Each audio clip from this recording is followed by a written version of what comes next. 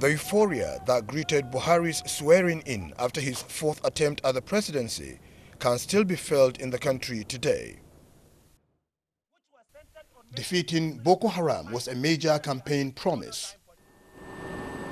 While all territory held by the group has been regained, the number of people who have died in attacks has risen dramatically. Over 1,000 people have been killed since Buhari took power, most by suicide bombers. What it entails now is the cooperations from everybody. So the best source of information could emanate from such people.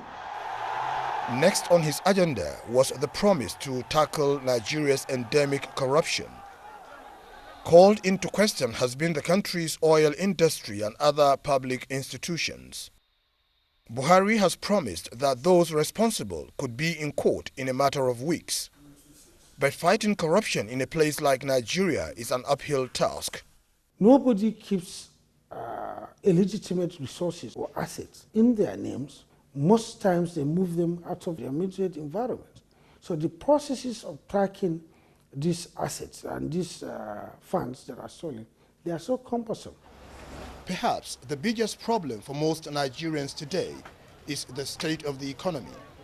Many citizens are worried about meeting their basic daily needs. Nigeria is Africa's largest producer of oil, accounting for about 70% of its revenue. But with falling global prices of oil, the country has seen its currency lose value. Nigeria based its 2015 budget on oil at $53 a barrel, a price that has dropped and keeps fluctuating. This means the government simply won't have the money it needs to operate.